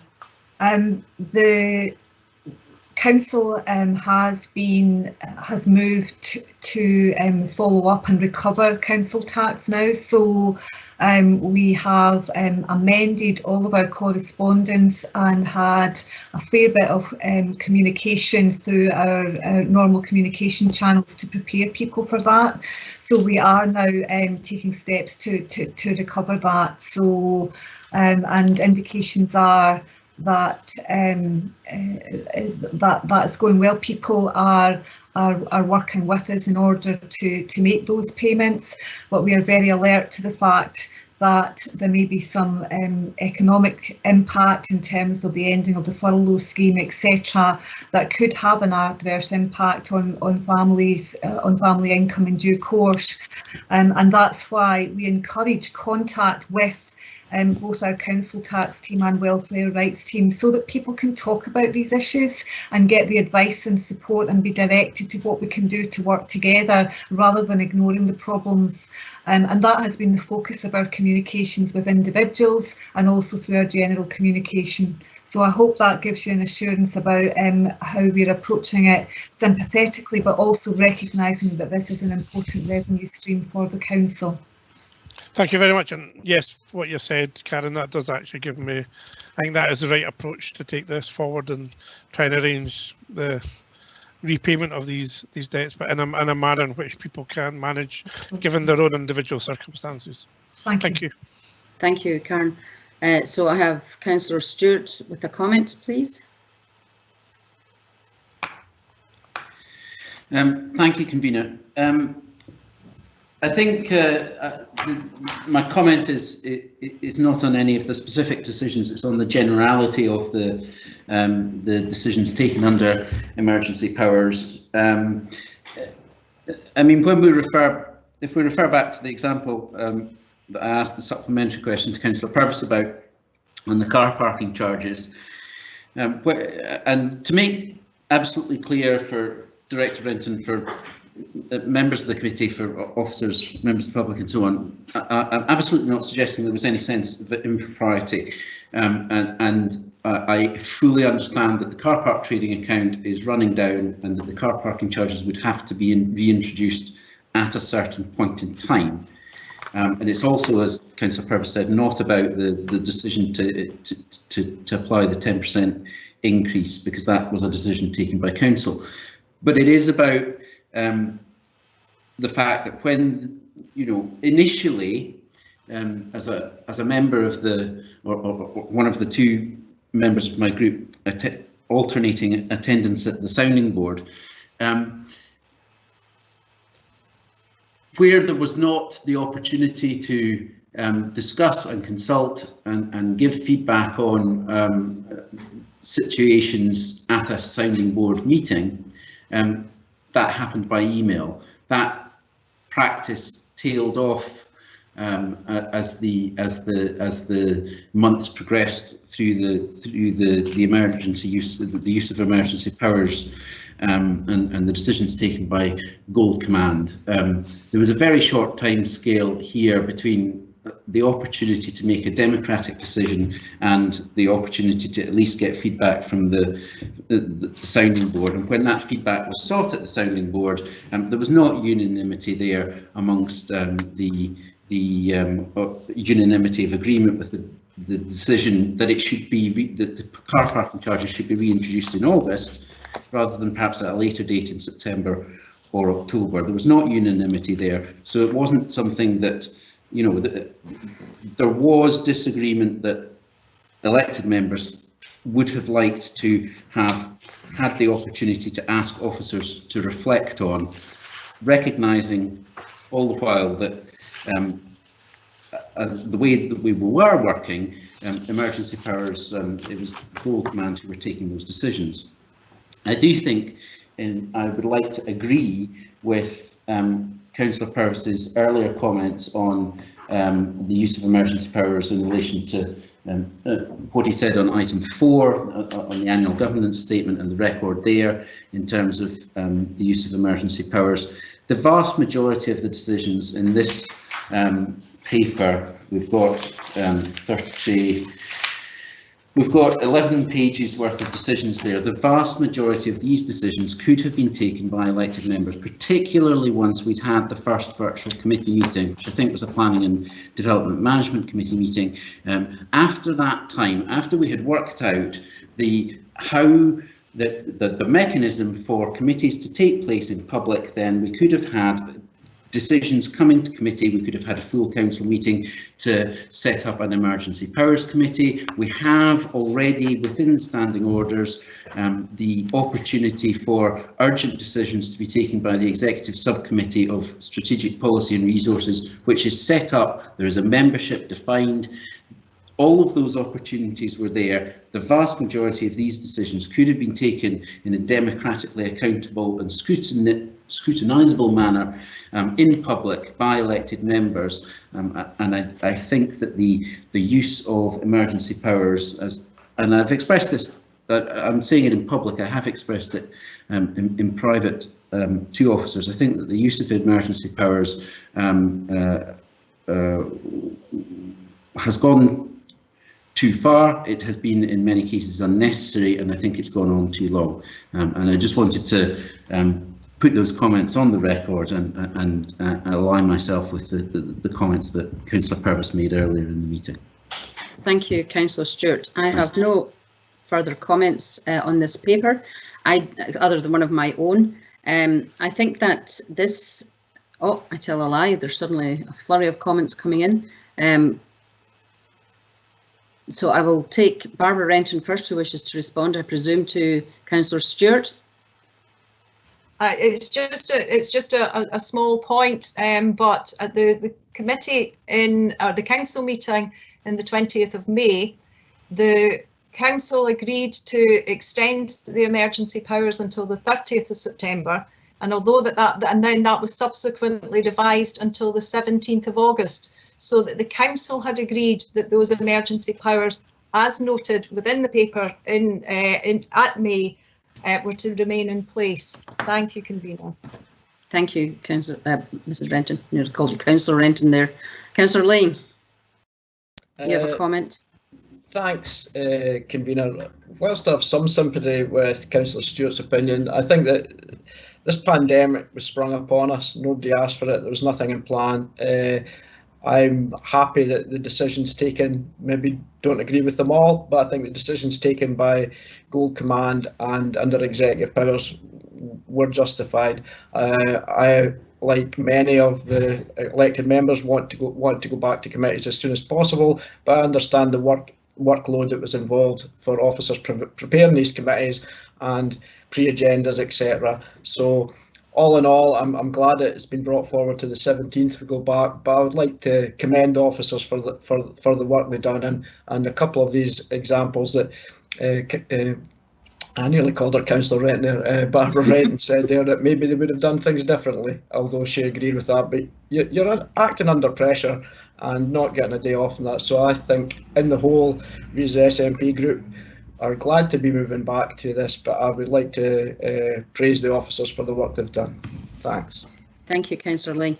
Thank you, and I have no other comments. I don't think now. My chat function seems to be coming up a bit delayed, so if I've missed anybody, now is your time to say so. my general comment about this record of decisions, I think for the Scrutiny Committee, it might have been more helpful to have a little bit expansion on it and see what might be, how we can learn some lessons. But I think from the comments that have been made and the questions asked, it's clear that there is a role here for us to examine how the emergency powers were deployed, how long they lasted for, whether or not they were appropriate or not, and whether or not there are lessons we can learn. And I think that's something we can do over the coming months. So thank you everybody for your input to that. And there being no other business at this open part of the meeting, we will close this meeting down at this stage, and thank you again to members of the public and to the press for joining us today. We will take a 5-minute comfort break, and then we will rejoin the second meeting on our calendars, which is to consider the private paper. So thank you very much everyone, and I'll see you in 5 minutes.